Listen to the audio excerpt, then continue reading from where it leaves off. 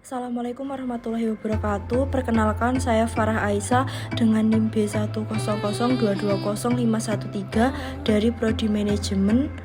Di sini saya akan mempresentasikan mengenai Project Citizen atau Project Warga Negara.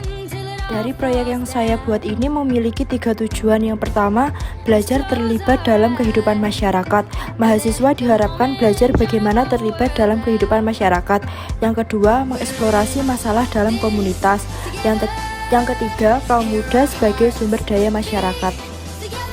Dari identifikasi masalah yang saya dapatkan, saya mendapatkan 4 kasus. Yang pertama, kasus korupsi PT Jiwasraya. Yang kedua, industrialisasi pariwisata Pacitan terkendala masalah infrastruktur. Yang ketiga, masalah banjir kota Pacitan belum teratasi.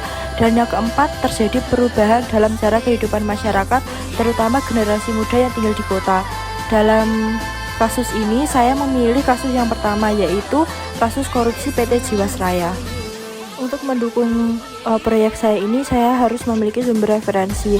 Sumber referensi ini yang saya dapatkan yang pertama dari buku yang berjudul Pendidikan Anti Korupsi, yang kedua artikel jurnal yang berjudul Korupsi di Indonesia, yang ketiga media cetak, saya mengambil dari koran yang berjudul Korupsi Tak Identik Uang, dan yang keempat adalah media online, saya mengambil dari YouTube yang mempunyai judul Materi Korupsi, dan yang terakhir adalah peraturan perundang-undangan. Dari peraturan perundang-undangan ini saya memiliki 2 undang-undang. Yang pertama adalah Undang-Undang Nomor 20 Tahun 2001 tentang perubahan atas Undang-Undang Nomor 31 Tahun 1999 tentang pemberantasan tindak pidana korupsi. Dan yang kedua adalah Undang-Undang Nomor 28 Tahun 1999 tentang penyelenggaraan negara yang bersih dan bebas dari korupsi, kolusi, dan nepotisme. Dari hasil referensi buku yang telah saya baca, saya dapat mengambil kesimpulan bahwa jauh sebelum Republik ini berdiri atau jauh sebelum terbentuk negara-negara di dunia, korupsi sudah menjadi sebuah realitas tak terbantahkan. Korupsi sudah merasuk dan merusak setiap sendi kehidupan. Karena korupsi, kehidupan yang dilakukannya menjadi amburadul.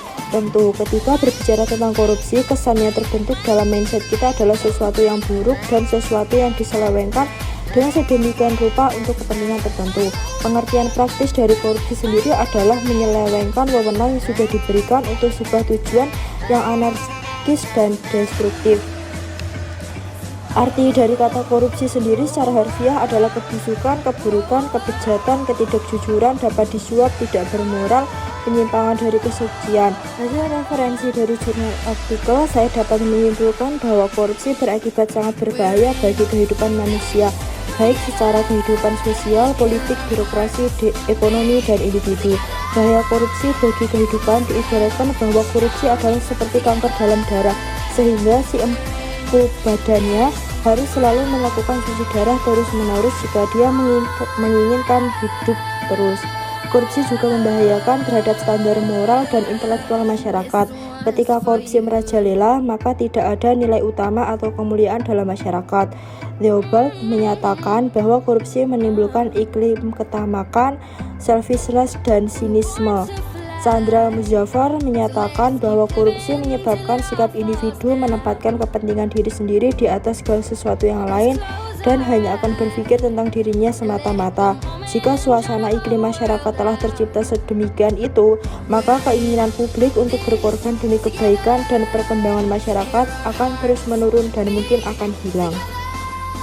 Hasil referensi media cetak, Wali Kota Yogyakarta Heri Yudianto menegaskan bahwa korupsi yang membahayakan kehidupan bernegara tidak identik dengan korupsi keuangan, sebab ada satu jenis korupsi yang lebih berbahaya bagi kehidupan bangsa dan bernegara di Indonesia, yaitu korupsi komitmen. Untuk mencegah korupsi, kuncinya adalah komitmen dan totalitas terhadap tugas kewenangan yang kita emban.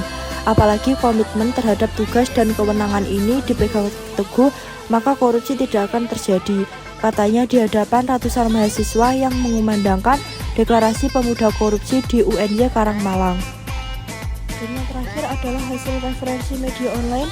Dilihat dari sudut pandang hukum, perbuatan korupsi mencakup 4 unsur, yaitu yang pertama, melanggar hukum yang berlaku, kedua, menyalahkan wewenang, ketiga, merugikan negara, dan yang keempat, memperkaya diri sendiri atau orang lain dengan cara yang tidak sah. Dan secara umum, penyebab terjadinya korupsi adalah kurangnya transparansi di pengambilan keputusan pemerintah atau dalam penyelenggaraan pemerintah, kebutuhan pendanaan yang sangat besar saat berusaha untuk mendapatkan kesempatan, lemahnya ketertiban dan penegak hukum, lemahnya hukum profesi, dan kurangnya kesadaran masyarakat untuk memberantas korupsi. Sekian presentasi yang dapat saya sampaikan, semoga bermanfaat dan jika ada salah kata mohon dimaafkan. Sekian dari saya, wassalamualaikum warahmatullahi wabarakatuh.